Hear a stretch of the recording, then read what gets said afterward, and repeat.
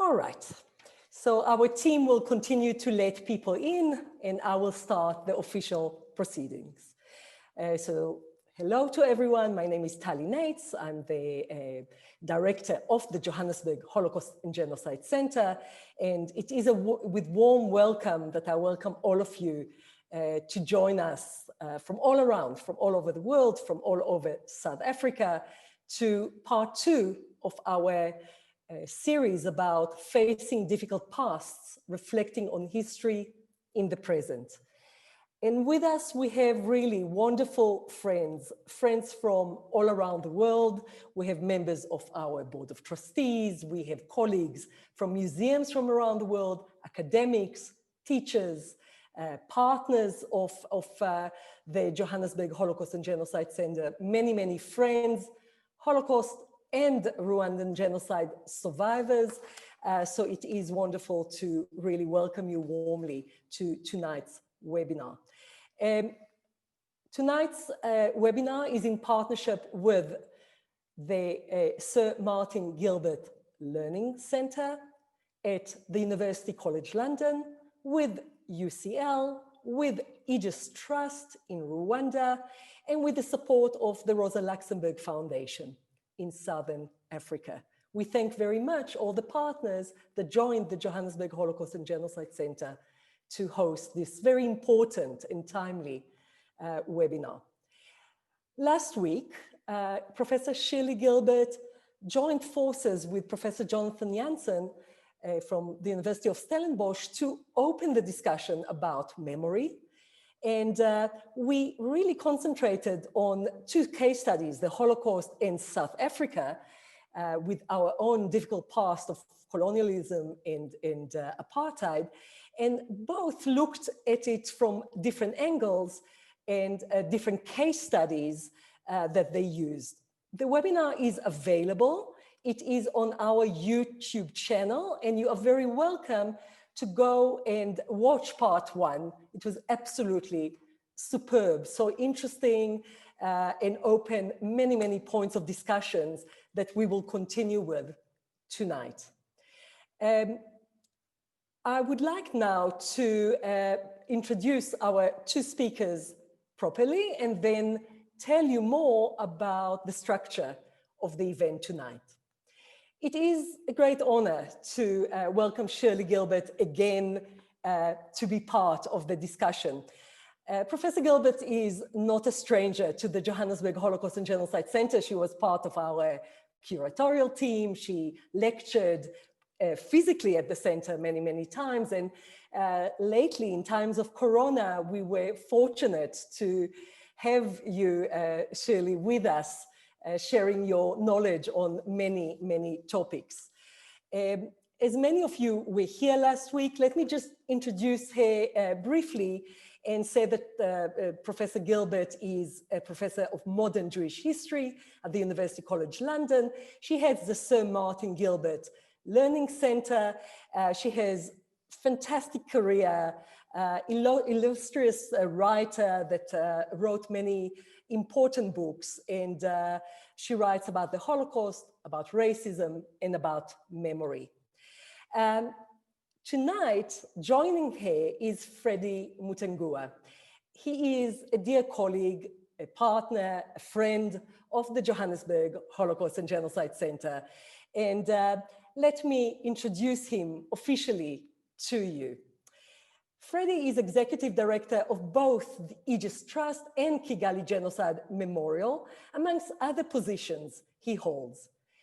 Freddy is a survivor of the 1994 genocide against the Tutsi in Rwanda, and he played a key role in development of the Aegis Trust Peace Education program in the country, and the core elements of which are now incorporated in Rwandan's school curriculum. That is really interesting, and I think some of it will come in our talk tonight.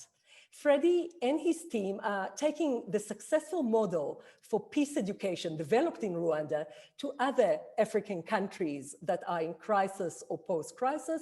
And we at the Johannesburg Holocaust and Genocide Center partnered with him and his team in the Changemakers program that was launched now in 12 countries in Africa, including Nigeria, the Gambia, Mozambique, and more. Freddy was recognized internationally, receiving peace and human rights awards, and he is the vice president of IBUCA, the National Umbrella Association for Rwandan Genocide Survivors, and international board member of the Center for Justice and Reconciliation in Cambodia, and external advisory committee member of the Visual History Archive of the USC Shoah Foundation. It is absolutely wonderful to have you both with us to continue the important conversation about memory and about facing difficult pasts. The structure of the event today will be Shirli will start, recap some of the ideas that we started to speak about last week, and then evolve the conversation further around Holocaust memory. Then Freddy will take over and speak about Rwanda, memory in Rwanda of the genocide against the Tutsi. And then we will open for a conversation and a discussion with you, the audience. Please feel free throughout the next hour to put your comments, thoughts, and even questions in the chat. Just all the time you can put your thoughts there. Our team will look at it, gather all those questions, and we will certainly open the discussion after that. Now the floor is yours, Shirley, to open the discussion. Thank you, Tali, as always, for such a wonderfully warm introduction. It's great to be here again. It's wonderful to see so many familiar names and faces. And also, I should say to see here colleagues.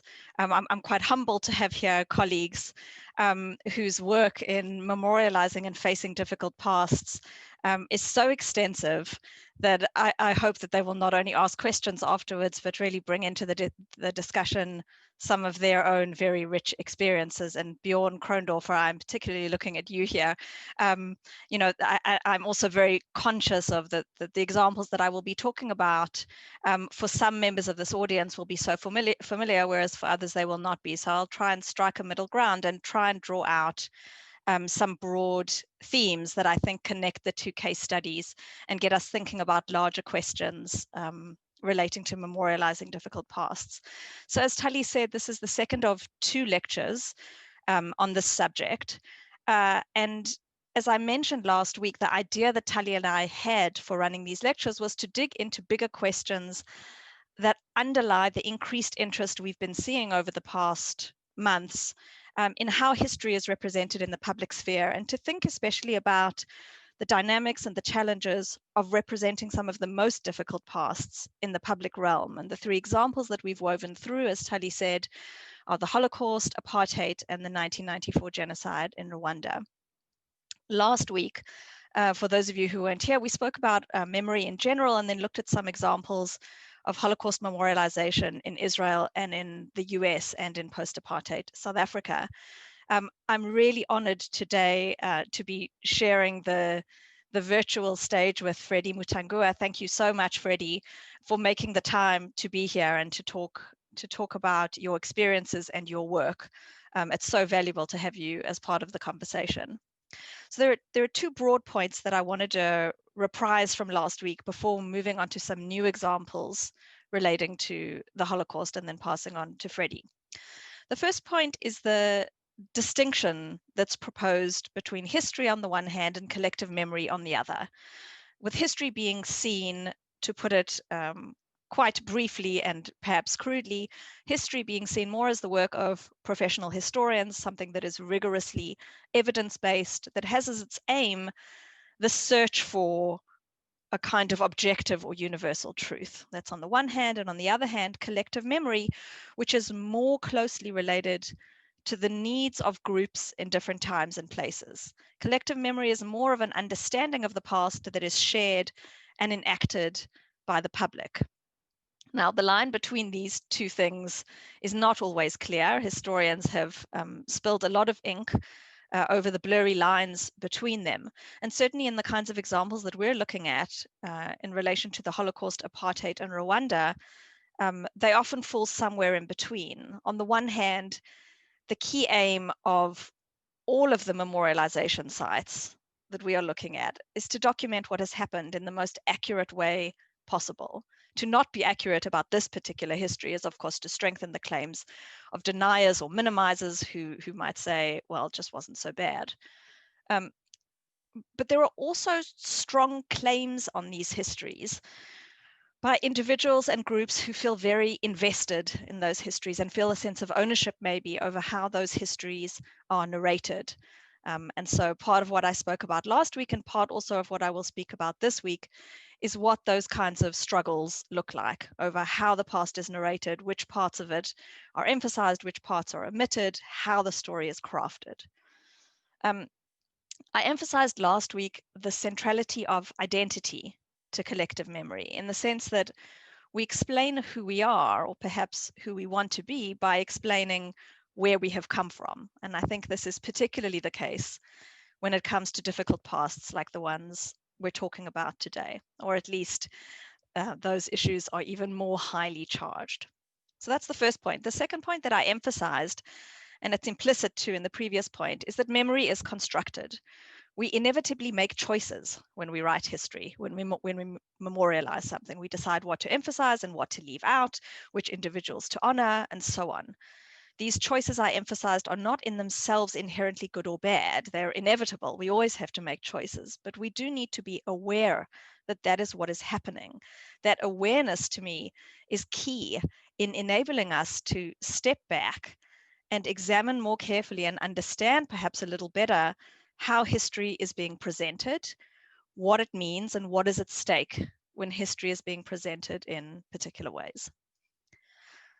So the examples I looked at last week were, first of all, some examples of early memorialization in the state of Israel in the late 1940s and the early 1950s. And secondly, the example of the US Holocaust Memorial Museum. Now, and Israel and the United States, of course, are the locations of the largest post-war Jewish communities, and the memorials and museums that we spoke about were far removed from where the genocide itself happened. Today, I'm going to turn to focus on very different examples, and those are sites of memorialization in the places of killing themselves, particularly the examples of 2 killing centers in Poland. As with last week, there are dozens of different examples that I could have chosen, but the larger point rather is to focus on these key examples and to use them to draw out larger underlying themes. And then in the Q&A or the discussion that follows, we can think about some other examples as well. The first thing to clarify is what I mean by killing centers. The US Holocaust Memorial Museum estimates now that between 1933 and 1945, the Nazis established more than 44,000 incarceration sites. This is an estimate and it's based on continuing research, so it's continually being reevaluated. These incarceration sites included concentration camps, ghettos, forced labor camps, transit camps, prisoner of war camps, and among all of these thousands of centers, only 6 killing centers. Sometimes you may hear them referred to as extermination camps. That's much more of an older term. Most historians now, I think, prefer the term killing centers or death camps as a more both honest reflection of what they are and also recognition of the fact that extermination is not something that is done to human beings, and to move away from that dehumanizing language. These killing centers, which I've distinguished from those many thousands of incarceration sites, are sites that were established primarily for the factory-style murder of large numbers of people. So I'm going to share with you now my screen on which you can hopefully see a map of the 6 exterminations, or the 6 killing centers rather, that were established by the Nazis for the murder primarily of Jews. And you see them there in the middle of your screen. They are Chelmno, Belzec, Sobibor, Treblinka, Majdanek, and Auschwitz. And you'll notice that all were established not in Germany, none of them was on German soil, but in Nazi-occupied Poland, which had the largest Jewish population at that time. So part of the reason to place them here was because the Jewish population was there. But it is also notable, and a separate discussion perhaps, but also notable that after Kristallnacht, the euphemistically named Night of Broken Glass, November pogroms in November 1938, there was no more violence on that scale on German soil, but rather the murderous violence that Nazism wrought upon the Jews happened primarily in the East, in Poland and in Soviet Russia. So the very first Holocaust memorials anywhere in the world were some of these killing centers. The first example that I'm going to talk about is Majdanek, which was liberated by the Red Army in July 1944 already, and the State Museum at the camp was founded as early as November 1944, in other words. Long before even the war had concluded, the State Museum was already set up there. Now, much remains intact, even if you visit it today at Majdanek. You will see guard towers, barbed wire, barracks, crematoria. Here are just a few fairly contemporary photographs. A total of about 150,000 men, women, and children passed through Majdanek. In the first period of the camp's existence, most prisoners were Soviet prisoners of war, but from late 1941 and particularly through 1942 and early 1943, large numbers of Jews were deported to Majdanek from nearby Lublin, as well as from other parts of Poland, from Germany, and from elsewhere in Europe. And for most of that time, Jews made up the overwhelming majority of inmates. And they also represent the largest number of victims of killing, either by firing squads or in gas chambers. Majdanek also functioned as a detention center for Poles who were suspected of involvement in resistance. Now, if you visit Majdanek today, included among the museum's exhibitions, the permanent exhibition and the temporary exhibition, are also some displays of personal items belonging to the prisoners. You see here an image of some concentration camp uniforms. Some of these were found in the area of the camp after the liberation. Some of them were found later. Some of them were donated by former prisoners or were purchased. This is another display of shoes belonging to victims. And in addition, alongside these collections, these displays of personal belongings of the victims, there is also a memorial that is made up in part of human remains. And I mentioned this specifically because I think Freddy will talk a little bit later about marking burial places of human remains in Kigali and elsewhere. So I wanted to draw the comparative example. Initially, the bodies of victims at Majdanek were buried in mass graves and then cremated, and those ashes were mixed together with waste and soil and used as fertilizer. And after the camp was liberated, huge heaps of these mixed up ashes were discovered. In 1947, they were built into a mound with ashes. And in 1969, these were placed, you see here the mound of ashes. And in 1969, these were placed in a mausoleum, which was engraved with the message, "Let our fate be a warning to you." So that's the larger mausoleum in which the mound of ashes is found. So that was the first example of Majdanek. My second example will be Auschwitz. Auschwitz was, of course, liberated in January 1945, as I mentioned last week. The date of 27th of January is the one that many governments and international organizations now use to mark International Holocaust Memorial Day. And it's taken from that liberation date of Auschwitz. And the Auschwitz-Birkenau State Museum was created in July 1947 by an act of the Polish Parliament. So again, quite early. Here, similarly to Majdanek, a lot remained intact. In this image over here, you see the famous Arbeit macht frei gate, which is at the entrance to Auschwitz I. Auschwitz was not a single camp, but a large complex of camps with three main camps: Auschwitz I, which was primarily a slave labor camp; Auschwitz II Birkenau, which is where the bulk of the mass killing took place, although there were also many barracks there to house many tens of thousands of slave laborers; and Auschwitz III Monowitz, and then many subcamps. So this here is the entrance to Auschwitz I. Again, you see the barbed wire, the gate and all of that intact. Here you see the very iconic entrance to Auschwitz II, or Birkenau.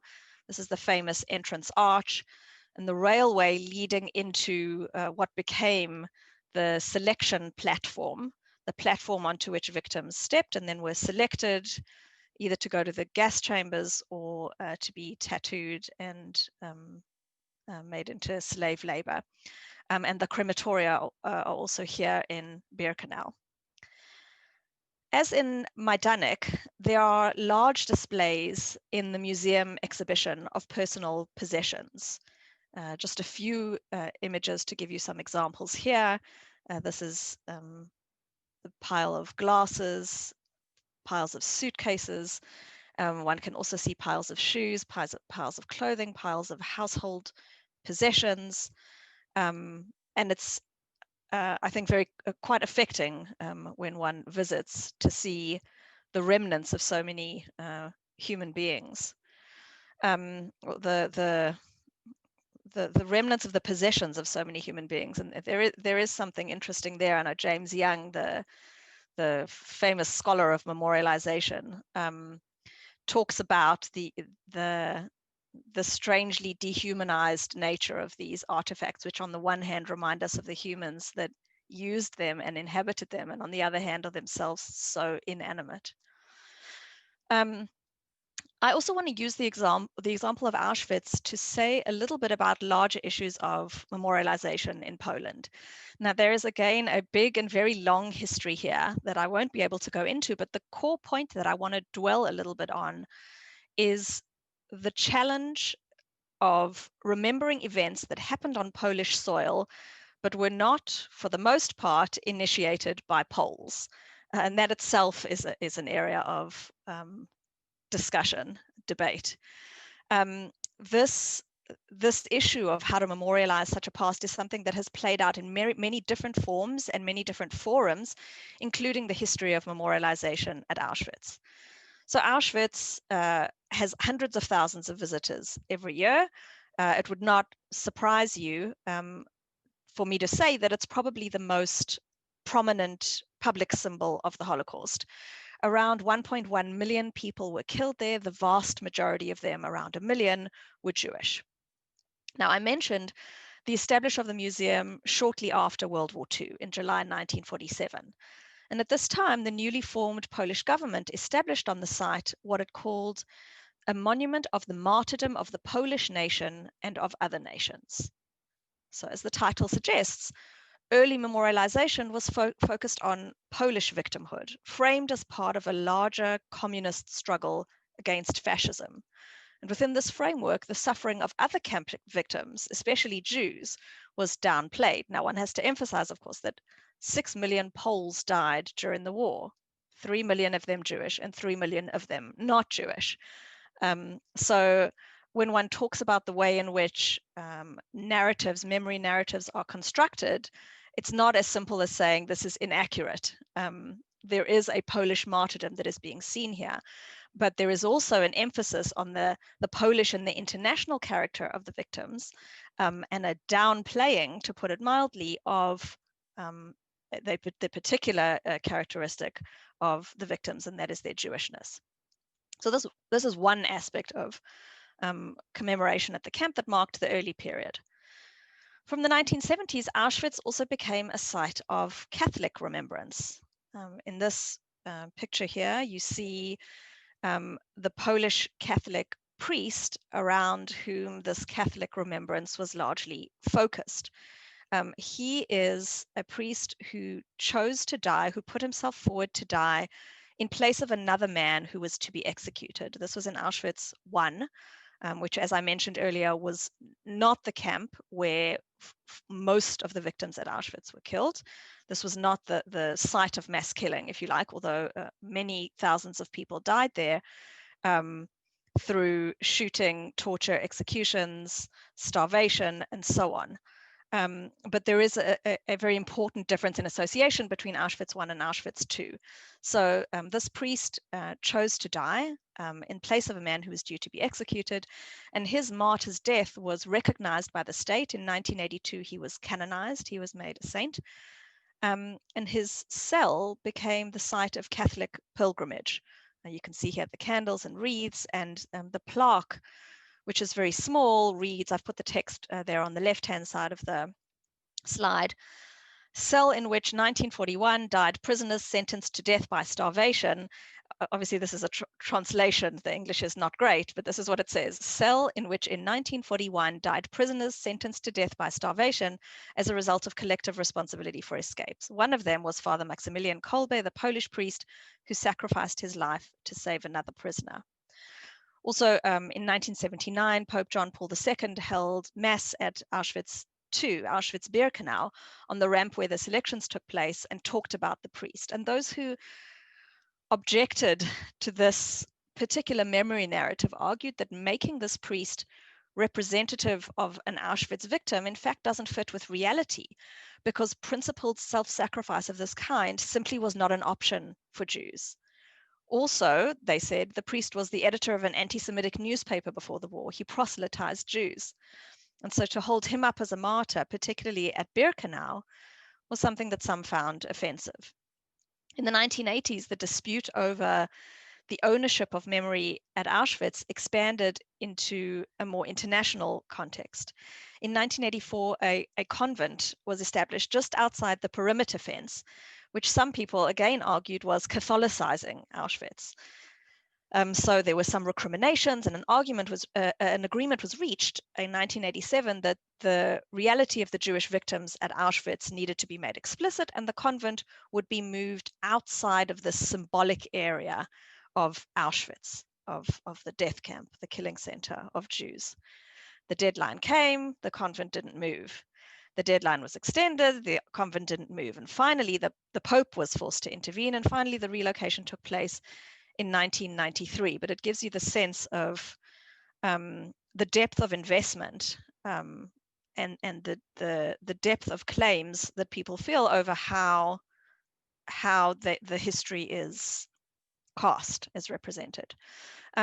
Finally, I'll just mention the example of remembrance ceremonies, which can also sometimes serve as a battleground for memory. And I want to give just two examples from the 50th anniversary commemorations at Auschwitz in 1995, so the 50th anniversary of the liberation. In the first example here, you see a speech that was delivered by Elie Wiesel at Birkenau. He says, "I speak to you as a man who 50 years and 9 days ago had no name, no hope, no future, and was known only by his number, A7713. And note the language here, which will contrast with the next example I'll show you. I speak as a Jew who has seen what humanity has done to itself by trying to exterminate an entire people and inflict suffering and humiliation and death on so many others. In this place of darkness and malediction, we can but stand in awe and remember its stateless, faceless, and nameless victims. All these men and women and children came from everywhere, a gathering of exiles drawn by death. Yitgadal v'yitgadash shemei rabbah. These Hebrew words are taken from the mourner's prayer, which are said at a funeral or to mark somebody who has died. In this kingdom of darkness, there were many people who came from all the occupied lands of Europe. And then there were the Gypsies and the Poles and the Czechs. It is true that not all the victims were Jews, but all the Jews were victims." So if it needs emphasizing, a very clearly Jewish narrative.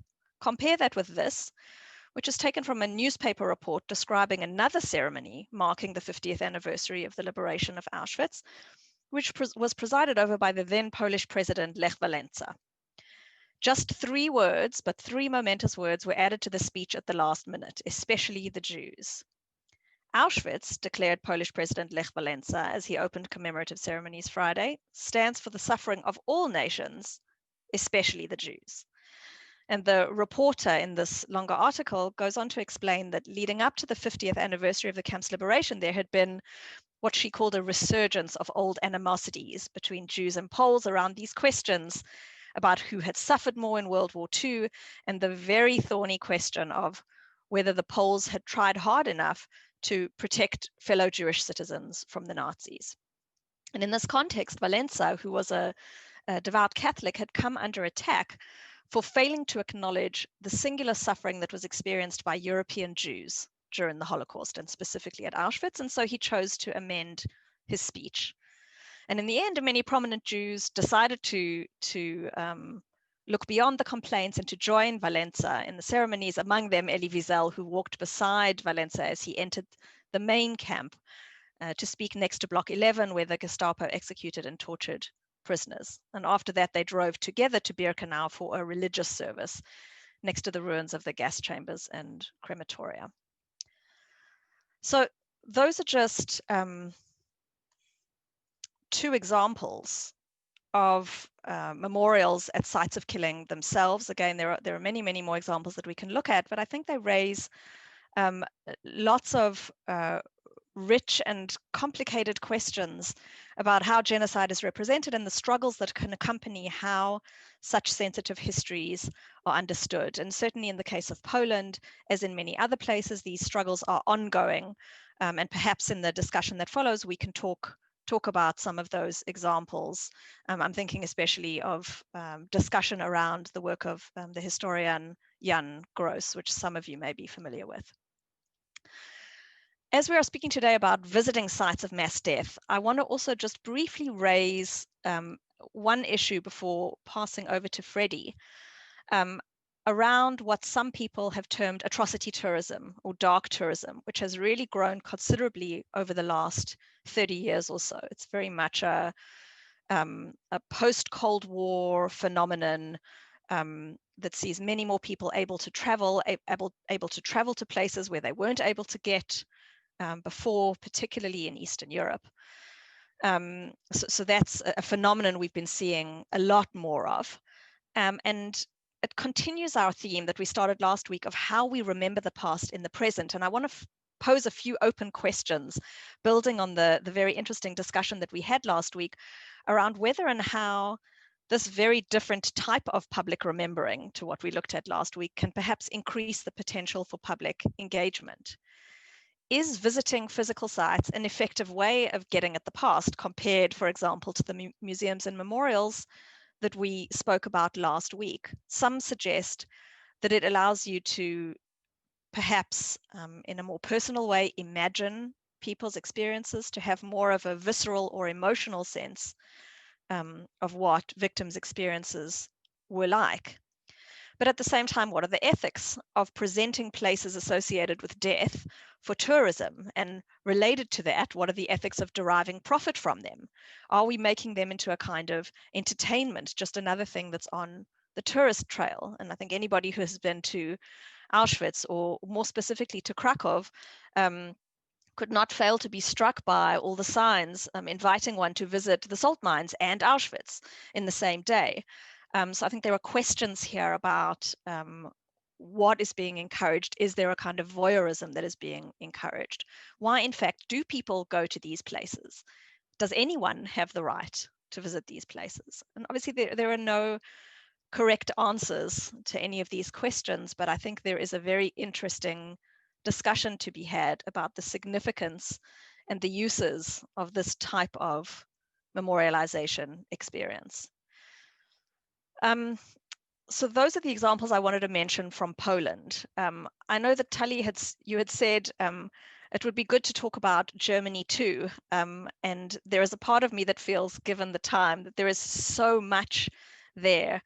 Maybe I'll briefly introduce what I see to be the larger challenges and questions of memorialization in Germany. And then perhaps if we have time in the discussion that follows, we can talk about specific examples. And again, there are people with us here in the audience who can also in very rich ways add to that conversation. Germany, of course, is distinct among all the examples we've looked at thus far, in that this is unequivocally the land of the perpetrators. And the question of how a nation remembers its crimes rather than its triumphs is an issue that raises lots of thorny questions. So when one considers various examples of memorialization in Germany, this issue of how does a nation memorialize its crimes, something of which it is deeply ashamed, that is a key issue. The second point I would mention that I think is quite distinctive about Germany is the extent to which the past is a matter for public engagement. The past is not just something that is confined to historians or even political leaders. It's a central preoccupation of post-war intellectual life, journalistic life, literary life, cinema, theology, law, scholarship. The past is something that has for many decades formed an important part of thinking and nation building and identity formation in Germany. And I think that's also something that marks it out in some ways that can be connected with Israel, but also obviously in very distinct ways. So I think I will just park those ideas there because I also want to leave time for Freddy to be able to speak and then look forward to your questions and comments afterwards. Thank you, Shirley. Freddy, the floor is yours. Yeah, thank you very much. First of all, thank you very much, Telly, for your very beautiful introduction and a very long-standing partnership with many years. Actually, we've been together in this kind of topic. Thank you, Jerry. Wow, this is really fantastic. Listening to you for the presentation in last webinar and this webinar, it's very informative and I learned a lot. And thank you very much for your very informative presentation. And I would like to say thank you to everyone for joining this webinar. It's very amazing to see so many names I'm very familiar with and and to see and very excited about these ones. Of course, as Telly and Shirli says, I'm going to focus on Rwanda and of course on the memorization of genocide against Tutsi in Rwanda. Actually 26 years ago, where the genocide happened in my country and took lives of more than 1 million Tutsis in Rwanda. This genocide left behind a lot of memories, of course, because this genocide was perpetrated at daytime and in the streets, and where even if it was prepared, the masterminders, political elite, the execution of it was done by normal people and actually was perpetrated in the street, and neighbors turn against neighbors. And today, your neighbor is your perpetrator. It's really horrible what happened in this country, which we shared as a citizen, everything, including we have one language, we have one culture, we have one religion, we have one country, we are living in a very small country, but how this actually become at the scale of genocide, this is really horrible. Before I continue, I have a very short video to introduce exactly what I said, the evolution of genocide and how it affected the lives of this country and lives of people. And then I'll come back actually continuing commenting on the memorization in Rwanda. So I'm going to share the screen. I have, where is it? I'm going to share screen now. Just make sure that the sound is also, you click for the sound on your sharing. Okay, yes.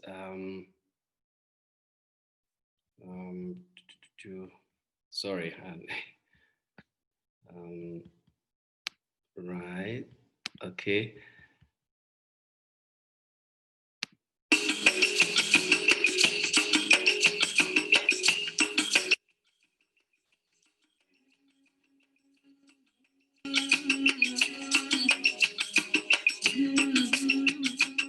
You miss them forever, and you miss them every day. You think about where your life could have been if we're not dead.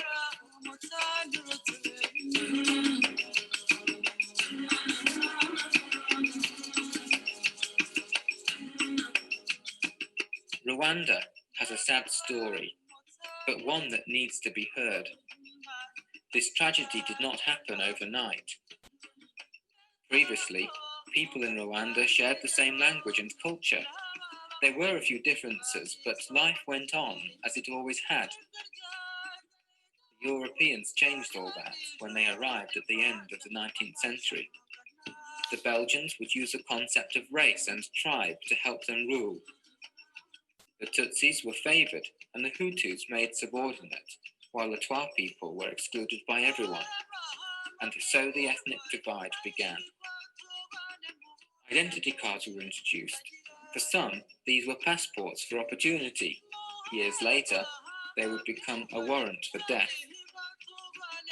Western institutions reinforced and institutionalized discrimination. As Rwanda moved towards independence, the former colonial masters switched allegiance to the majority Hutu and allowed the extremist Hutu Power Party to control the government in 1962. Violence against the Tutsis immediately broke out.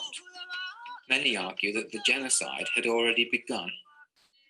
In 59, there was the first massacre, 61, 63, 65, 73. So the genocide came in as a climax. Hundreds of thousands of Tutsis fled to neighboring countries. The perpetrators were not punished, and so impunity led to a culture of discrimination and persecution. In 1989, coffee prices slumped, severely damaging Rwanda's economy.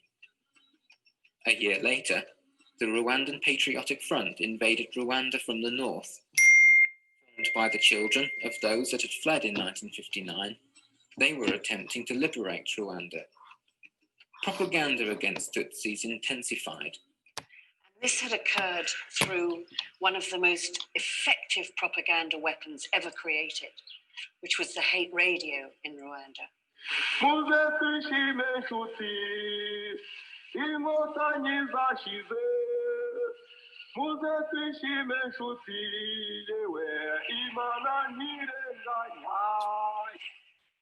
Portrayed as cockroaches and snakes, it was clear what the population was expected to do with the threat of vermin. It is the intent that is so shocking, but I think that the planning took at least a year. 5th of October 1993, the United Nations sent a peacekeeping force. It was decided it would be small and it would be cheap. And in fact, it was so weak that I don't think it could ever have made a difference. But more importantly, it was the signal that this pathetic little force sent the extremists. The extremists looked at this force and realized that the international community was not serious. The United Nations received information about the planning of the genocide 2 months before it happened. But the UN headquarters and international community still refused to intervene. April the 6th, 1994, signaled the start of the organized killing when the president's plane was shot down. I was awakened by my cook on the 7th in the morning, telling me that Habyarimana had been killed and that the situation was going to be very, very dangerous for us. Within hours, roadblocks were set up around Kigali. The moderate Prime Minister, Agathe Uwilingiyimana, was murdered. A new government was quickly formed. Clearly, it was all carefully planned beforehand. Jewe, Yohani Kabanda, ku izina ry'Imana ishobora byose, ndahiriye u Rwanda ko nzatunganya imirimo nshinzwe. The West immediately deployed soldiers to evacuate Europeans. Had the troops that came to evacuate the expats and UNAMIR combined forces, the genocide could have been stopped in the first week. But they did not stay. Apart from a small volunteer force, the UN pulled out. The Rwandans, it seemed, were just not important enough. If people want help, we will decide whether we should involve ourselves or not, and we will base it on self-interest. That the world failed to recognize this even before the genocide began, I think is one of the greatest scandals of the 20th century.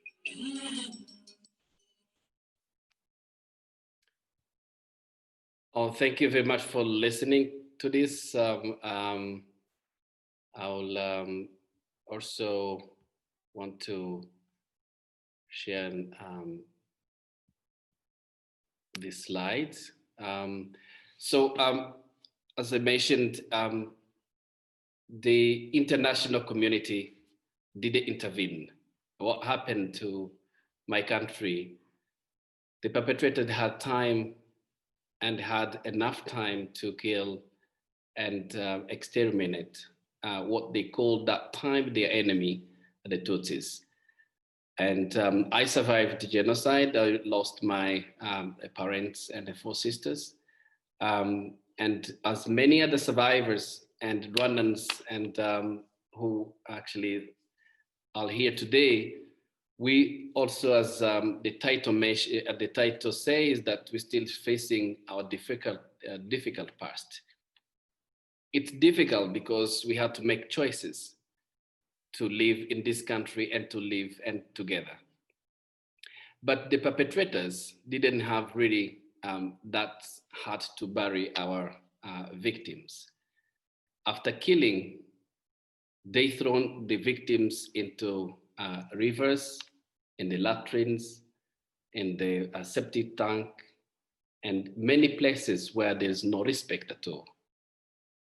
But after genocide, the survivors, supported by friends, government, and other really concerned people, they decided to exhume those bodies and bury them in dignity in places where they feel much more dignified, to become a final destination for them.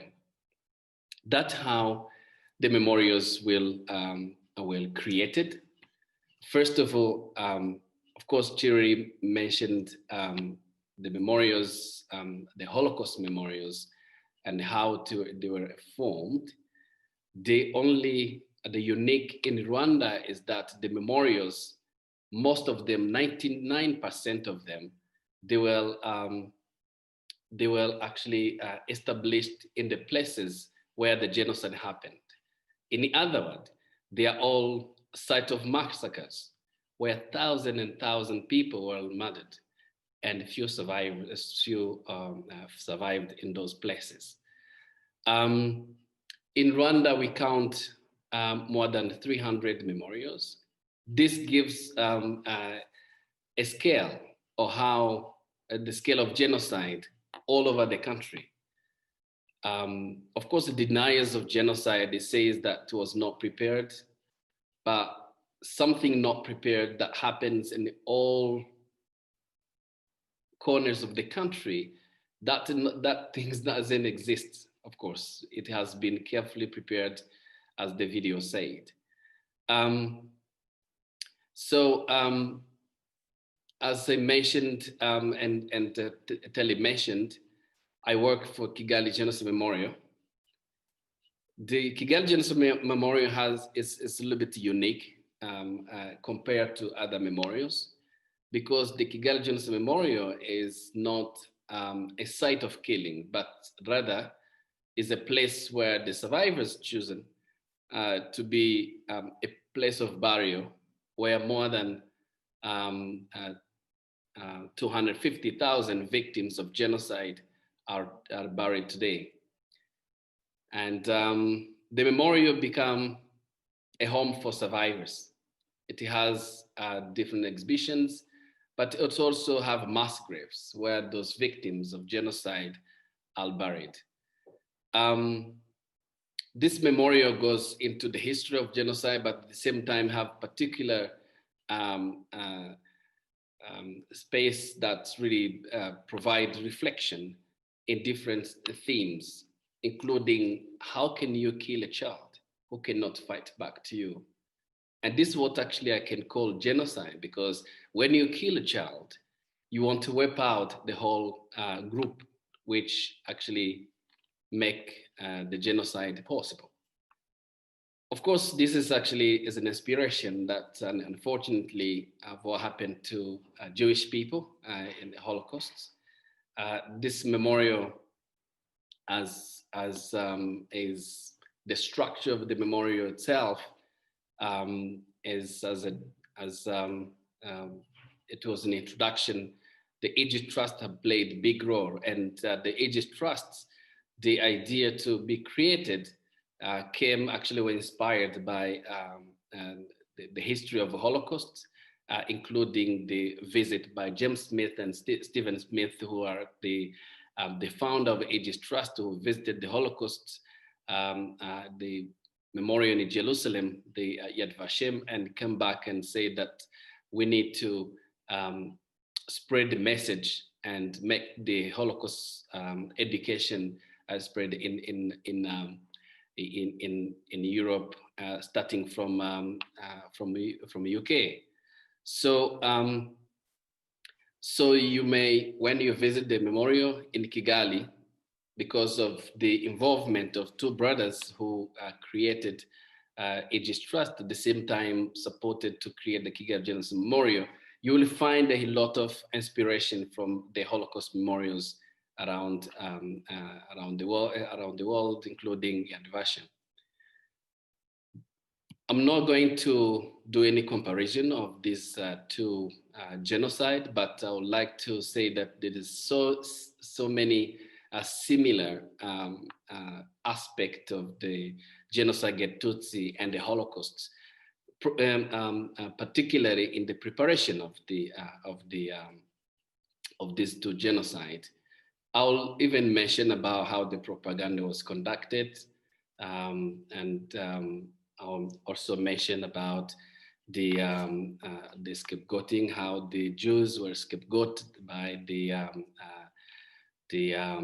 German people, but also here in Rwanda, when the actually Tutsi were blamed on anything that may happen in this country, that this population is a curse for the country when anything happens to this country. So the most important things I want to mention is the identity papers, where you'll see on this that the letter G that represent a passport for Jews, and you go down that when you have an identity card in my country, you have to identify yourself as you are Hutu or Tutsi or Twa, or actually someone who been given nationality as a foreigner. So this is actually the similarities showing that the perpetrators of genocide in Rwanda have been really inspired. They get an inspiration in many aspects of what they did from the Holocaust. So the memorial played a big role actually, and have a significant role on the visitors. And also, as Terry mentioned, it played a big role into education. So on international visitors, including the world leaders, the question is, when they come to Kigali Genocide Memorial, we ask the question at the end, are these people, because they have a huge responsibility to make this world peaceful, are these people doing their own job, or can they be able to identify the warning signs? These are questions that we ask ourselves, and what this memorial means to the world leaders around the world. For education, I think we've been focusing on education for young people as the world leaders in the future. As Telly mentioned, the content and the methodology have been integrated into the national curriculum, which is really a huge achievement as the work of educators in this country. So I'll talk a little bit about other memorials. We have Memorial Nyamate Naramar. This is really very unique memorial as well, because it's unique because it's what we can consider before genocide as a holy place. It's a place. The two churches, two Catholic churches, that people actually were seeking refuge into those two churches, but instead to be protected, those churches actually become a site of killing and a site of extermination. And the perpetrators used this site because they knew that the Tutsis, the victims, themselves, the believers, actually they follow the Catholic Church, but at the same time they will be definitely want to go there, thinking that nobody will follow them in the holy place. But this was a strategy for perpetrators to gather those the victims and kill them at once. The other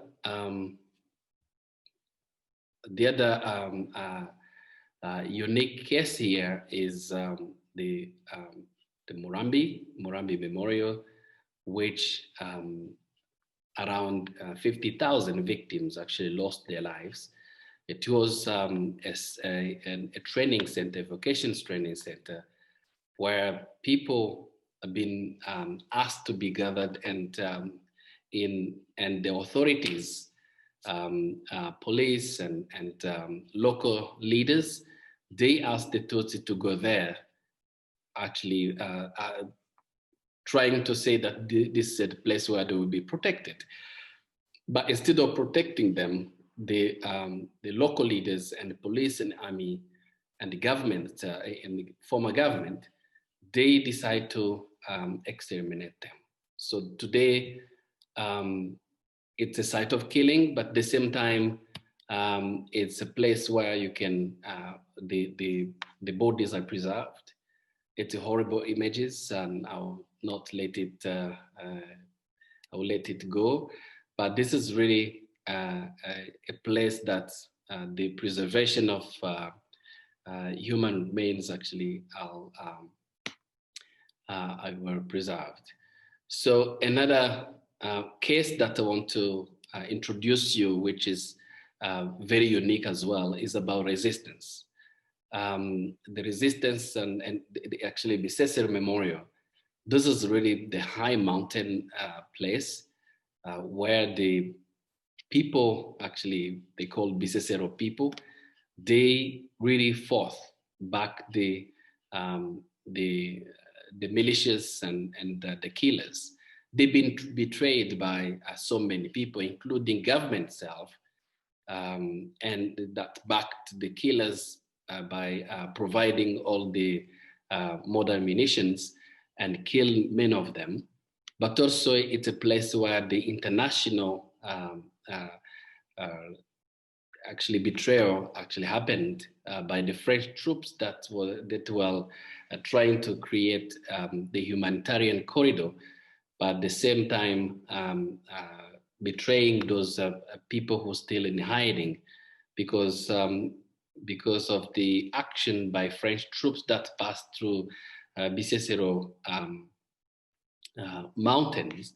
Those who were in hiding thought that they will be protected, but when they came out, they were left in the hands of the killers, and many of them lost their lives. So I would try to. I would like to share some thoughts and reflections that took place some time back when the memorials were being established. People were asking what this memorial means for the children of perpetrators, and this is really one of the answer we got from the former Minister of Youth and the Culture and Sport, François Ngarambe, who said that the memorials should not accuse the children of perpetrators, they should accuse the ideology that lead to genocide. This is true because we, as Rwandans, we choose to live together, and the children perpetrators should feel ashamed of what actually their parents or their relatives have done, but rather they should feel more responsible of changing the history of the country and take responsibility of making this a never again. Of course, for survivors, it's obvious that this memorial, and I have my friend Karenzi Theonest, who came to the memorial, and what he left as a message, he said that I take this memorial as my home. He takes this memorial as a home. Why? Because he has actually the majority of his relatives that are at the memorial. So he feel my first home is here because this is where I met my relatives, and then he's where he lives. They think that he's also another home, but at the same time, how this memorial welcome him, I feel that is very important. This is another discussions because the memorial, as Shirli mentioning, how the memorials as dark tourism are considered. For survivors, it's very important for them, and even not considered as a burial place, but they considered as a home. But also, the memorial should be take actually different faces in terms of what actually how to face our past. So I'd like to stop by here. If you have questions or if you have a comment, I'm really here for you, for the audience, and also if Telly or Cherry, you have questions about, of course, I'm here for you as well. Thank you very much. Thank you very much, Freddy. If you don't mind just to stop the share, and then we can have a discussion. And thank you both. It was excellent presentation, very thought-provoking. And of course, we have, as Shirli said already, we have some experts with us. From Rwanda, we have Francois Masabo from the University of Kigali. We have Nicole Fox, an expert on the genocide in Rwanda from the United States. And we have survivors with us. We have Theogen with us, another survivor that work with art and the role of art, music, dance, drawings to remember genocide that we didn't speak about really. And I think that I'm just sort of parking it there, of the importance of art, of poetry, of music in remembrance. We also have many experts on Holocaust memorialization, Albert Lichtbau, Björn Kronsdorfer, but we have Pinchas Guter here with us, a survivor of Majdanek, of the Warsaw Ghetto, of course, Majdanek and many other camps. So it's interesting that we have in the room people that can certainly offer some of their opinions. And what I think we can do to start with is there are a few questions. Maybe I will just pose those few questions, and then maybe for those that would like to stay with us, let's have an open discussion and invite people to maybe Pinchas will unmute himself, speak, and others.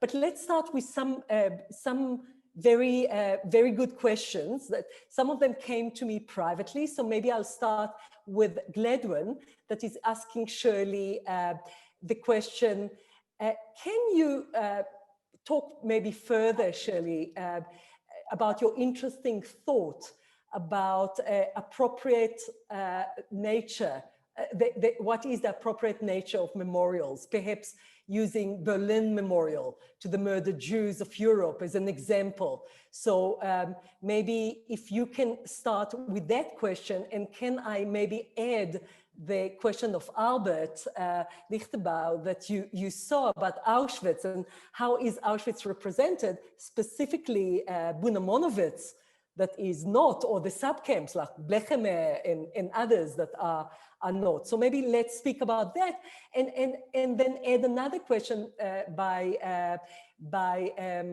Nolan and Elaine about Dachau. How is Dachau represented? And they're talking a little bit about the fact that people are laughing and people are, doing all sorts of stuff in places of commemoration. So maybe if you can take those 3 or 4 together.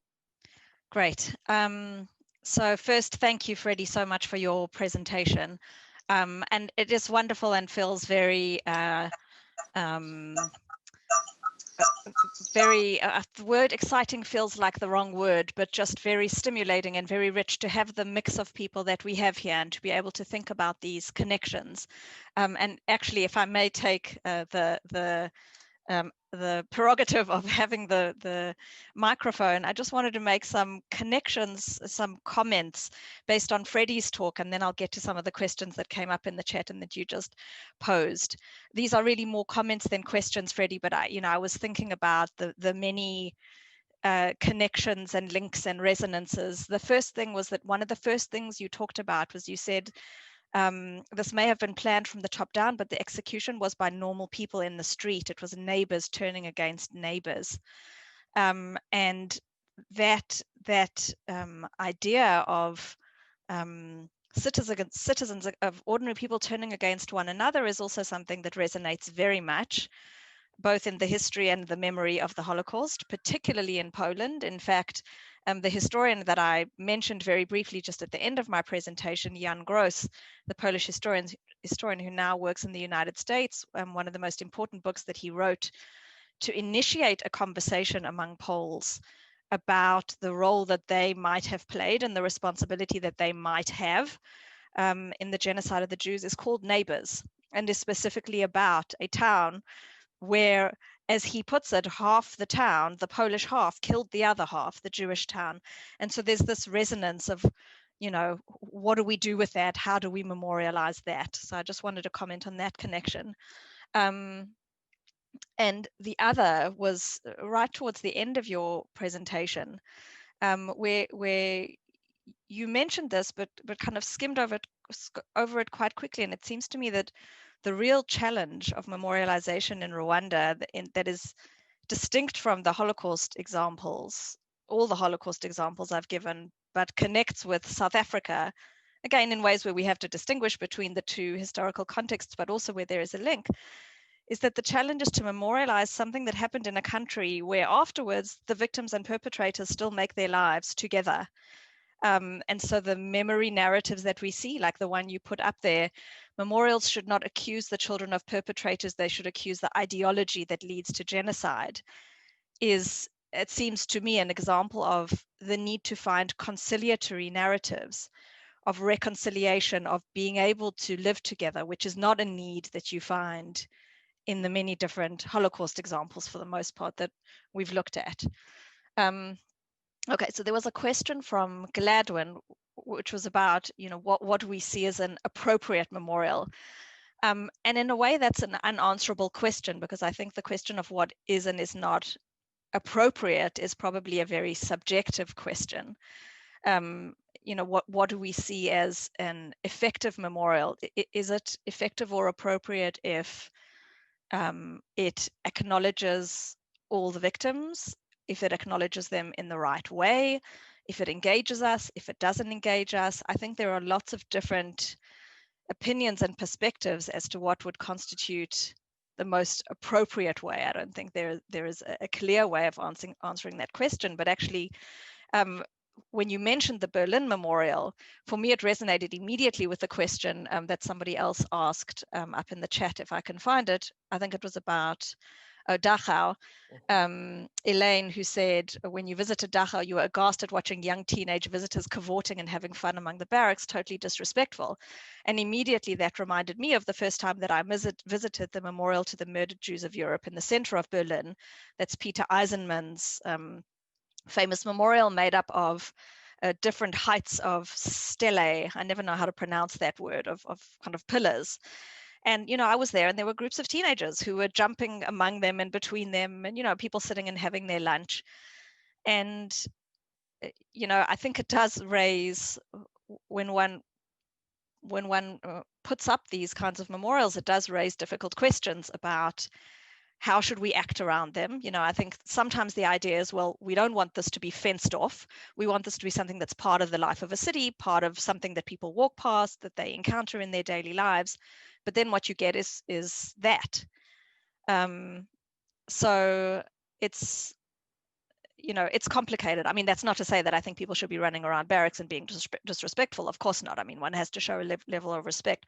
I think the complexity goes back to that question of what is the most appropriate way. And I think this is a very thorny, knotty question, because, again, to go back to those initial comments that I made, because the question of how to remember is so fraught. There are so many different constituencies who have an investment in how we tell the story, who think we need to tell it in particular ways, not for malicious reasons, but because there's, you know, they want a particular group represented or a certain narrative represented.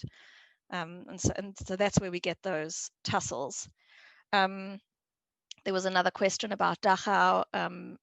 Nolan saying, you thought it was a death camp. So as I mentioned, of the many tens of thousands of camps, only 6 were designated as killing centers. And the real difference is that they were spaces where kind of assembly line mass murder took place, where people turned up and they were, for the most part, killed upon arrival.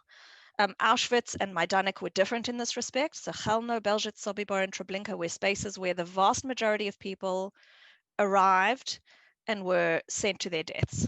It was like a factory. Now, of course, in the many of tens of thousands of other camps, many people died. They died by firing squads, and they died because of starvation and disease and torture and all sorts of things. But the distinction of a killing center is a place that is set up to be a factory of murder, if you like. Albert, thank you so much for your comments. Yes, of course, you make the comment about the famous Arbeit macht frei, whatever you call that thing above a gate, which is a replica. You say, I'm sure you know, but visitors don't know, it's one of the most taken photo motifs, lots of selfies.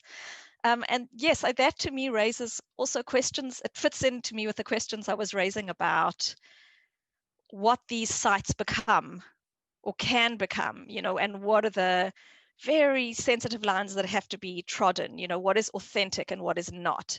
What can we fix? What can we beautify? How do we make this into a solemn memorial site that is intended to achieve a solemn function, and not make it into, you know, what feels like genocide Disneyland? And it sometimes can feel like that. You know, I'm sure there are some of you here who have had the experience of being at Auschwitz and seeing huge tour buses and young people especially being offloaded, and it's a school trip or it's a whatever trip. And, you know, it's a bit commodified, or that is something that makes people uneasy. And yes, I didn't have time for the national exhibitions, as you mentioned, at Auschwitz, where right from the early post-war period, so-called national exhibitions, these are permanent displays that were linked to particular countries. And these were mostly communist countries, or the Czech had a national exhibition, and Hungary had a national exhibition. Of course, as you say, the GDR had a national exhibition, but West Germany did not have an exhibition. And that in itself is also interesting, that there are all these national exhibitions, but of course, Jews do not have a national exhibition. So there's lots of international victims, but not an emphasis on the Jews. Maybe I'll stop there because there's other questions, but maybe Freddy wants to say something. Yeah, so let me maybe now pose some questions to Freddy, and then Shirli will come back to you, and maybe then open the mic, you know, for people to also reference. So Freddy, again, a private question that was posted to me by Gladwin, to you. What was the international reaction to all the massacres before 1994? Did the international community even you know, even react to all those massacres since independence. So maybe answer that, and then there are two more questions to you. So maybe answer that one, and the others are related to each other. And you need to unmute yourself, Freddy. See, yes, you're right. Yeah. Thank you, Telly. I think the international community were silent, and actually were complete silence, because if they would react, this will not happen. That's really the fact. Because when the genocide actually was started in 1959,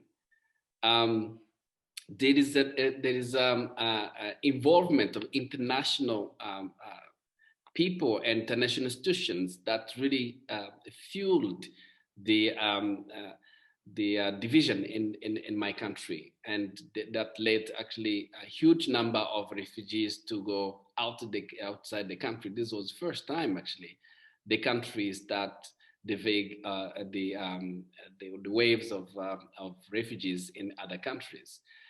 Of course, the genocide was prepared but tried. That's actually what you've heard in the video, that 61, 63, 73, all the time, the genocide was tried, but it was not on the scale of the country, and few human rights organizations have raised voice, but this is really minimum voice to be heard by the international community. And these trials of genocide in different parts was really testing if the international community will intervene. But when they see how silent they are, they took opportunity to take it to the climax. So that's how I can answer that question. Yeah, Sadly, yeah, that was the situation, and many times. And what I have to say, which is much more, it's really, really sad here. It's in 1990s, the UN Security Council sent the troops here because they have to monitor the peace agreement.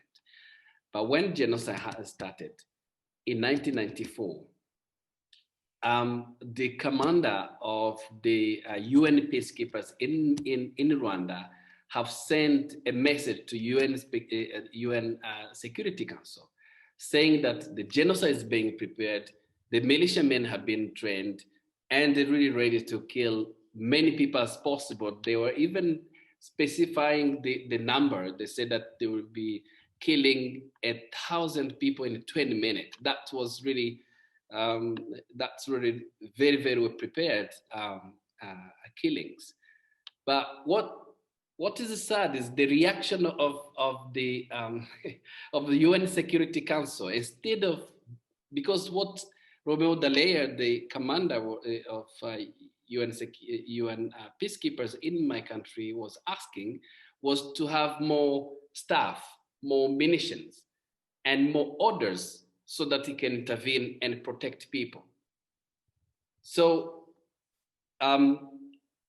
instead of responding positively, the troops, which he was asking, they were reduced to 75%. Only 25% left here. Why they left? They actually didn't want to leave. These are the volunteers who say that we're not going to leave Rwandans in the hands of the militias, but other people they left.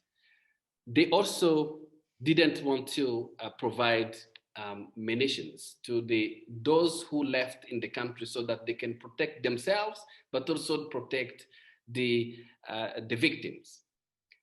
Again, which is very sad, how the policies are constructed.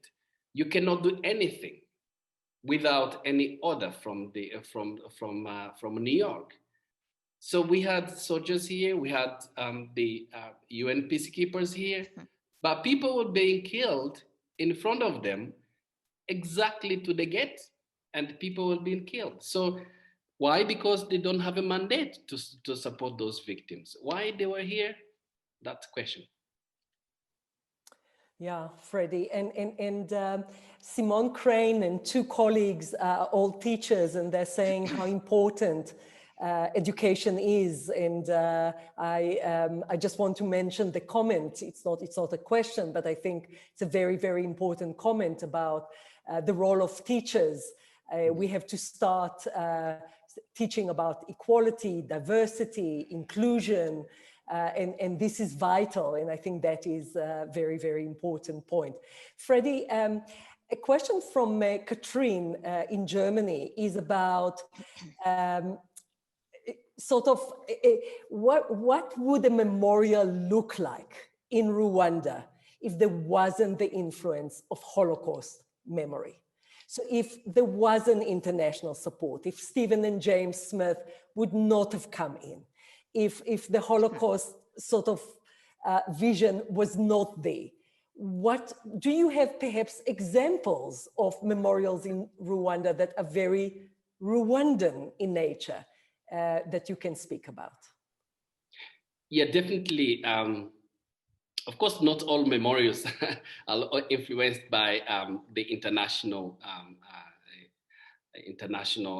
ideas.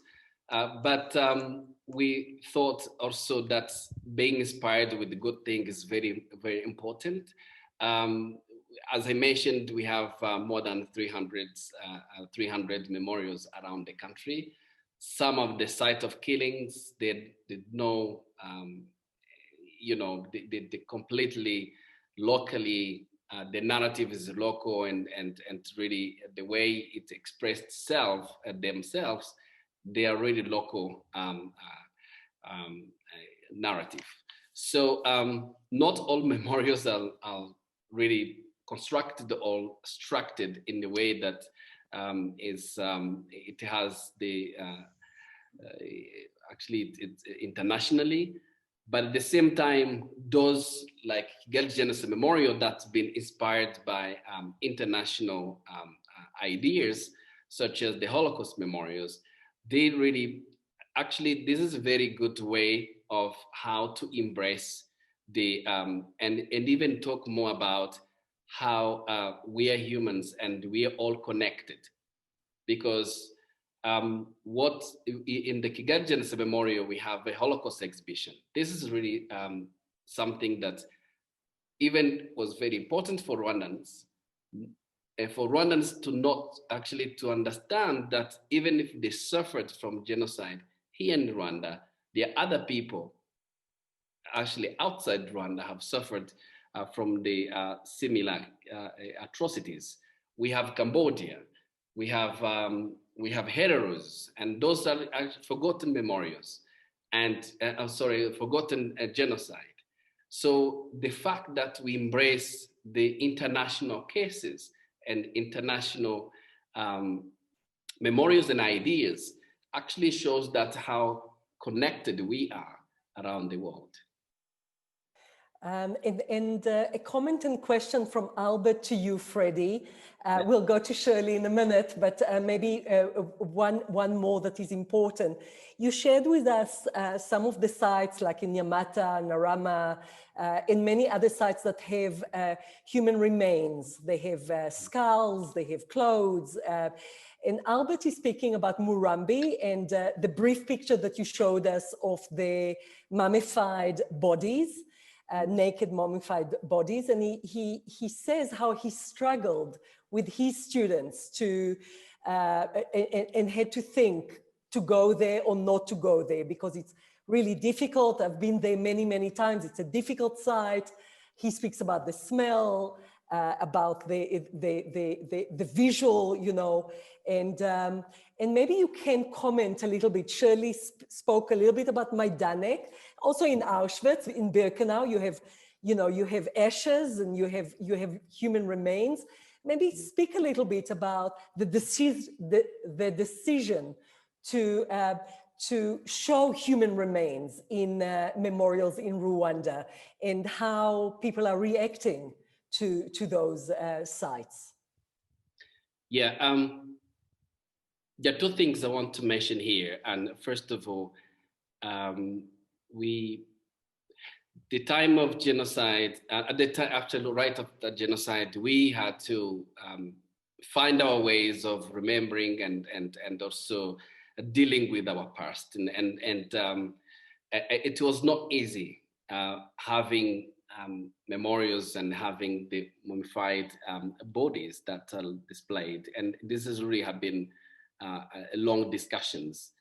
But I have to say also that right after genocide, the denial of genocide started raising up. And it was really horrible that even people were saying that this didn't happen. And that's how I would say, maybe if they see bodies, they will understand, or they will accept that this will happen. Or maybe if we show the videos, maybe if we show the exhibition and the testimony of survivors, the combination of what we can have in our hands to make sure that these actually waves of deniers can be stopped some way.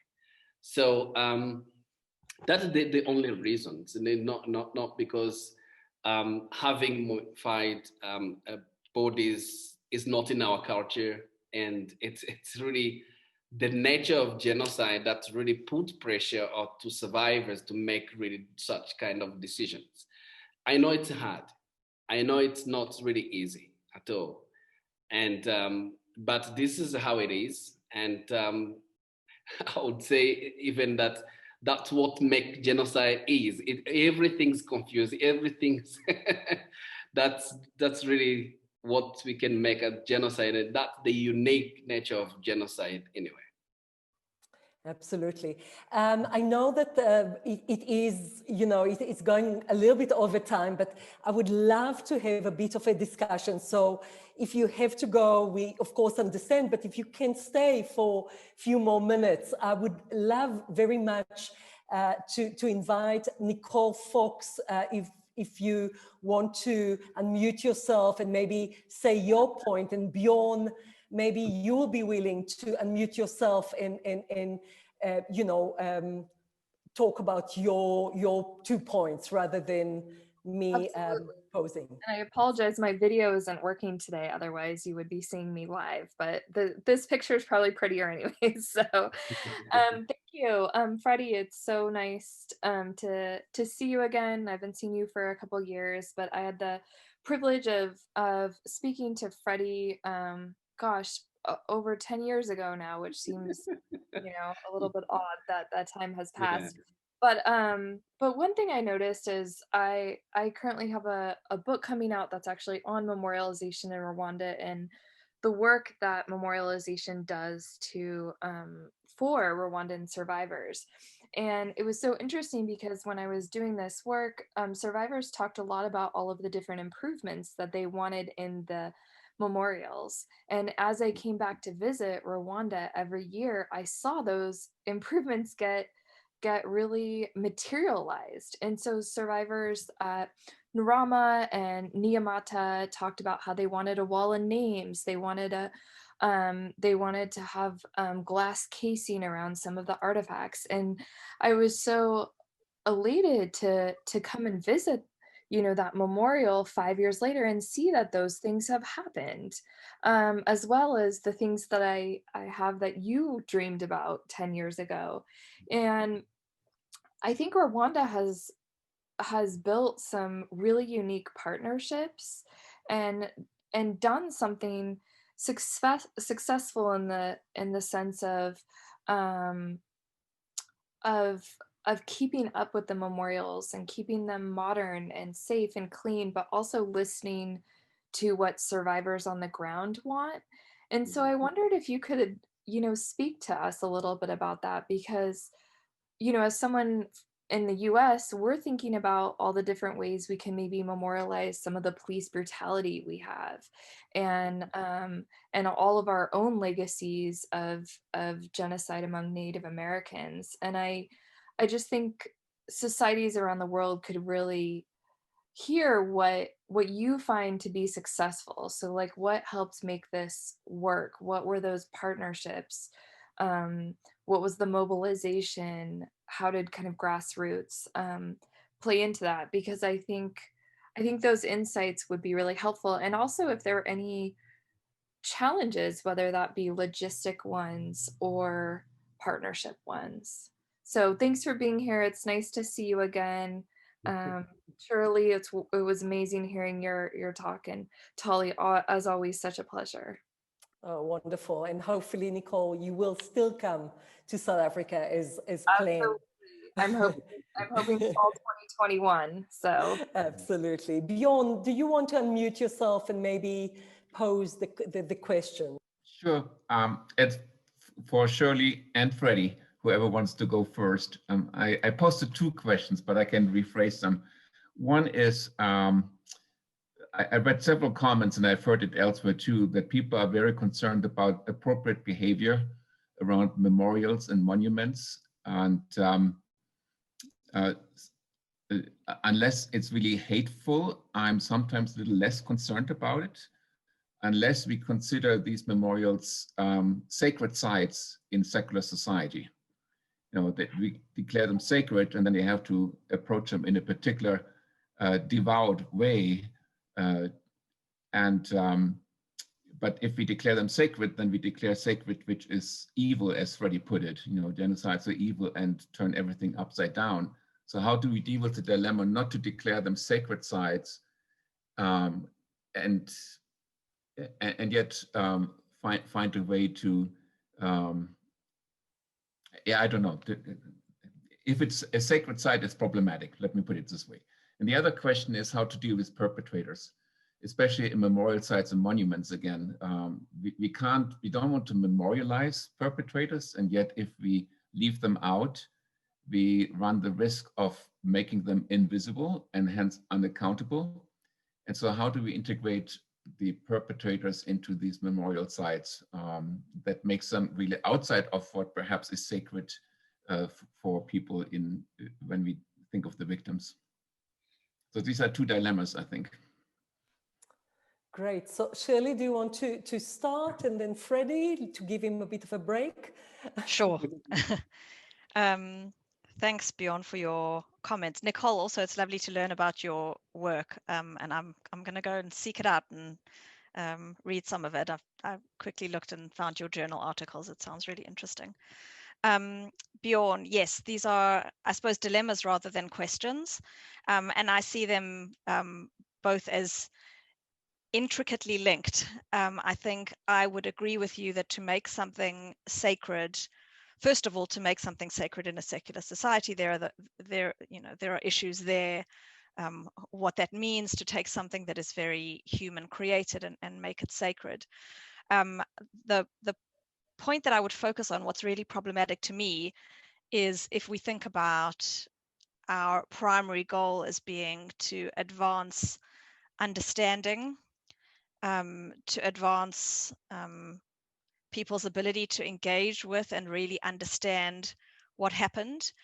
And my problem, both with making things sacred, it's connected with how perpetrators are sometimes presented, is in a way by trying to show reverence or trying to show our great respect, we put it outside the bounds of something that can be understood. We make it into something that we can't probe, that we can't push. I think I say this with a little bit of trepidation, knowing that there are survivors in the audience, but something that I have argued for very strongly in my own writing. And I should say that my grandparents were survivors, and so this is coming from a very kind of personal working through of these issues, is that to set survivors up as a kind of sacred resource or sacred, it's a sacred people who have experienced something and therefore should be placed on a pedestal, in a way makes it more difficult for us to understand them as human beings who are complicated, who experience things in different ways, who experienced victimhood in different ways. And it makes it difficult for us to really engage with the phenomenon as something that human beings did. And similarly, completely on the other side, I think there is, I would see the tendency to portray perpetrators as the kind of epitome of evil, as doing a similar thing. as letting them off lightly in a way by putting them outside the bounds of what we can probe and what we can talk about. If they are the epitome of evil, then they're not like us. So the challenge of memorializing perpetrators is to memorialize them in a way that makes them human. Now that always comes along with the, oh, but then, you know, are we trying to understand? And if we understand, do we forgive? And those are very difficult lines. And I acknowledge that the stuff I'm talking about is not academic. You know, I deal with these things as academic questions, but they're not academic questions. They're also highly emotional questions. Memory is a highly emotional thing, as well as an intellectual thing. To me, it feels critically important that we see them as human beings, not because we're trying to forgive them, but because if we don't try and understand how a human being with children who was actually nice to his granny, you know, and smiled at the person walking down the road could do what he did, then we may as well be talking about fairy tales, because it doesn't progress us any further along this route. I would kind of obliquely also say the comment about teaching that some teachers made, you know, that's something I think about a lot and worry about a lot, because we say this, we say we need to teach education, we need to educate about tolerance, and, you know, teaching genocide is a way to educate about all these things. I'm not convinced that works. I think we assume that educating about these things will work. The evidence I see in the world suggests to me it's not working so well, and maybe we need to think about how we do it. So it's connected to me with those comments. I hope that all came out coherently and connected. Thank you, Bjorn. Thank you. Freddy? Yeah, thank you very much. And Nicole, thank you very much for your comment. I think nice to see your face again. And I was really looking at the names of people, and then this come up some of the familiar. Of course, when you build up the memorials and the memory and the museums, I may say that the museums and the memorials are dynamic institutions, and we improve all the time. We criticize ourselves, and this work, it is not work, and I think it's not static institutions. So since the memorials were put in place, we've been listening to survivors, because they're really in the central of the memorials, because their testimonies, they are the ones actually inspire how the memorials should be shaped and should be structured. So we've been listening to them, and some of the asks have been added on. As Telly mentioned, I'm a vice president of Umbrella of Survivors Association. We always into that discussions, and this is missing. This should be in there, but at the same time, we need to understand that the memorial is not a book to live. When you have an exhibition, you have different topics, and you have to summarize in a way that the memorial become much more to trigger the reflections, not really becoming a book of history or something. So this is kind of things that people really have to understand. But at the same time, we've been improving and also including the survivors' reflections and survivors' ideas. Of course, we cannot put everything inside.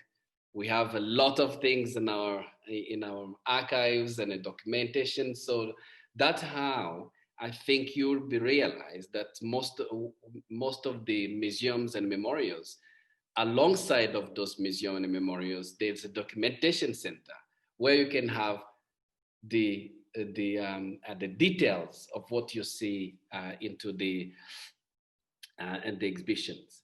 So once again, thank you very much for your comment, and of course, and we all learning. There's no best practice of doing all these things. We're doing whatever we can to make things happen.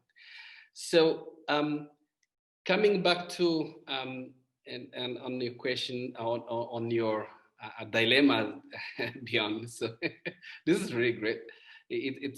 It's not easy to questions to ask, but when you look at the memorial as sacred site, I may say that, of course, if we do that, I agree with you that it become like a hated site, and it will not be welcoming. It will be like a place where you go and you have to feel that you're not free. I'll give you an example. When I started working at Gilbert's Memorial, this is really somehow, I don't know if it's appropriate to say it, but someone came to me and say, how can you spend all day at the cemetery? Can you tell me how you managed to do that? And I'll say, wow. So this is actually things that they're thinking, and also the image the memorials gives to outside people who are not day-to-day involved. It's our responsibility to demystify what people think is the memorial and make it much more a living place instead of becoming a death place. But also try to make people free when they come, and they feel that they get life from the memorial because they learn about how to make their own future, instead of thinking that, oh, you come into the memorial, you spend all the time crying because you have seen and they have heard the sad stories and everything. So we try our best to make the memorial much more welcoming, much more a normal site where a normal education site. But of course it's difficult because we know it's related to difficult story, difficult past. But we try our best as people work there. So how can what to do with the perpetrators? I'm saying things, but agreeing with what Shirli said and what you said as well. But in our language, I don't know how to translate it, but at the same time, it's all about trying to stop actually the cycle of evils and mistakes, and the perpetrators made this huge mistake to take lives of people. But they have to be involved in memory. They have to be part of it because they are part of it forcibly. They are part of it. So, for example, in Rwanda, we had a process of reconciliation where perpetrators themselves, they came to survivors to ask forgiveness. And that time, and in many places it worked, and they become much more part of the memory and become part of the commemorations that's taking place in Rwanda. Of course, the journey is still long, but at the same time, we cannot ignore perpetrators when we talk about memorialization and memory, and also when we talk about the future. And at the same time, we should not even reject them, because we will be doing exactly what they did by rejecting the victims. But how to do it, how effectively we should do it, that's a question we should ask psychologists to keep actually fueling some ideas on how best we can do it. Of course, I don't have the full answer on that. We should try our best on our time. And Freddy, luckily we have some psychologists as well on this webinar, so maybe some ideas will come through. Definitely, yes. I know we stole another 15, 16 minutes, but many stayed with us, and I really want to thank you for staying for this very, very important conversation. And I wish I could ask for more comments, because, for example, I'm very curious to know how you feel when you go back to a place like Majdanek as a survivor from Majdanek. So maybe what I can do is to say, for those of you that need to go, feed the kids, feed yourself, you have to go. Please, I would like to thank you for being here, to thank Shirli and Freddy, to thank the partners, UCL, Aegis Trust, RLS, Sir Martin Gilbert Learning Center, and to welcome you again. Next week, we have another 2 webinars. So please do come and join us for our programs that are coming.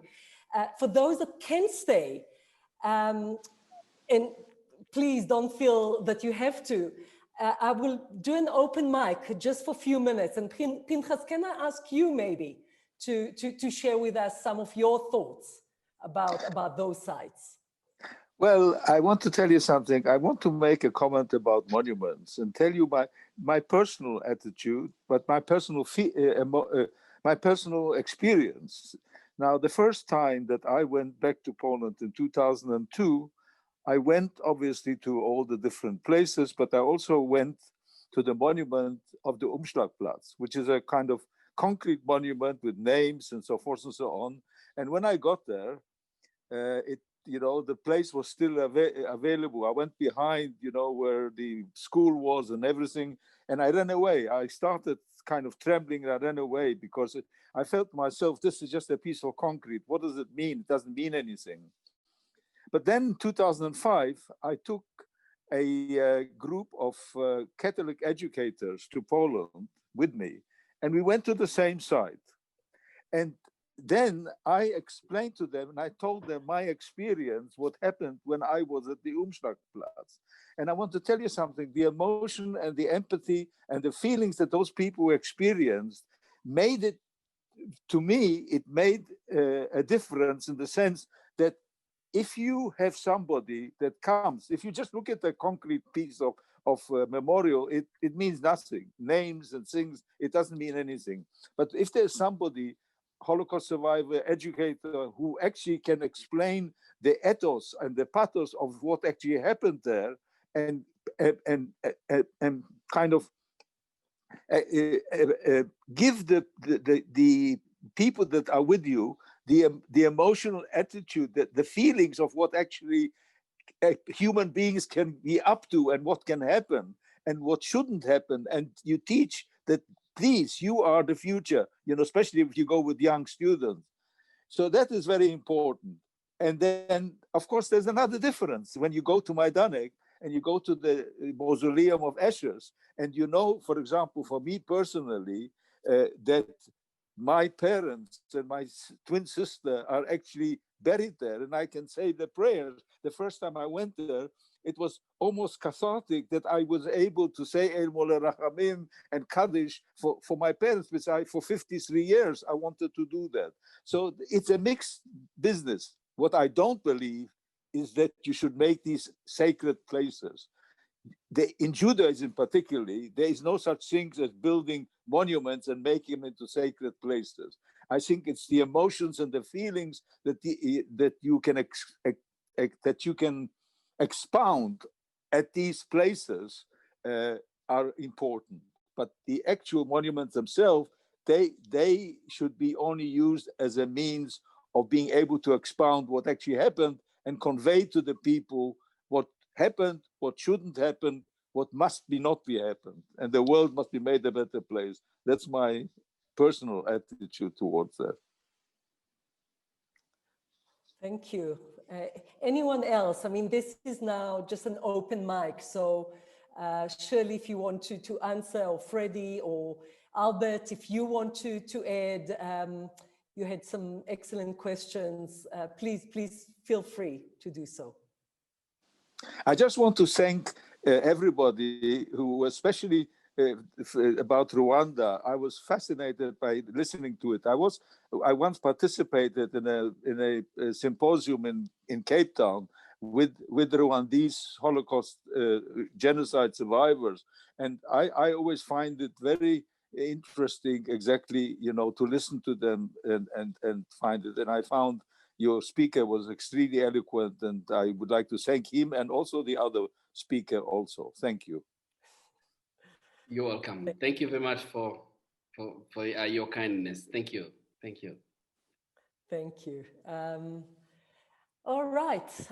If there is anyone now it's the last chance. Shirli feels that she spoke enough. Freddy, you look tired. So, so I think people are really grateful. You have a lot of notes there of thanks. So please look at the chat, and please do join us. Shirli, Freddy, we will, I'm sure, do more of such discussions. Shirli, we're going to do another course in a month or two. And Freddy, we will do some more work in December around Genocide Awareness Month and Genocide and Human Rights Day. So please continue to join us. Good night and have a good day. And thank you very much for joining us today. Thank you. Shalom. Yeah, thank you, Freddy.